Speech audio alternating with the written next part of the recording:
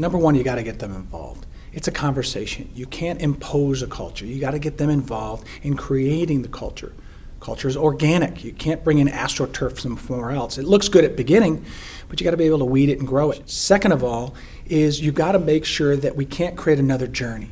This is not a customer service journey, it's a patient experience journey. It's got to be interwoven into our standard operating procedure.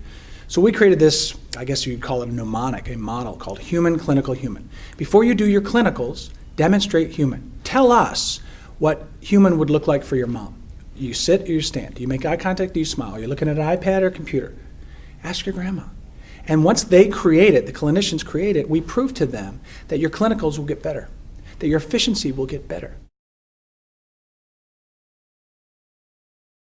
When I was a Cub Scout and a Weeblo when I was a little kid, proudest moment of my life, I think I was 8 years old, and they handed me a penknife, real sharp, and they handed me a piece of wood, and they taught me how to whittle into a sharp spear, a stake for a thing.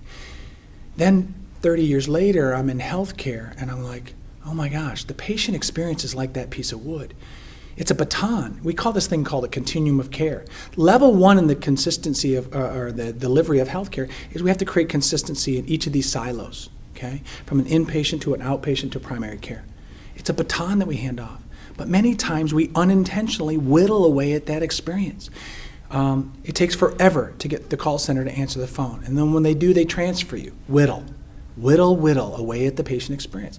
Then you drive over to the campus and you're at the wrong entrance, the wrong campus, whittle. Then you get inside and you see all these foreign language signs, NICU, PICU, PDQ, ED. And then they want to set up an IV, STAT, and discharge you and triage you. It's a foreign language, and that all whittles away.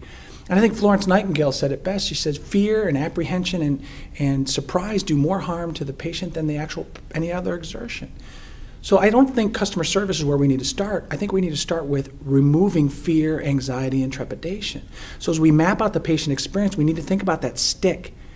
And every step is like that knife. Are we whittling away at the stick, or are we polishing that stick and doing that transformational care, that handover?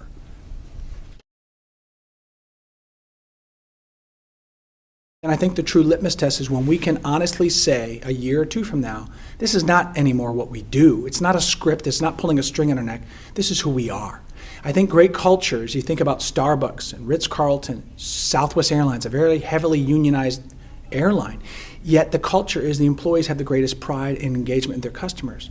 It's not what they do, it's who they are. They're the love airline.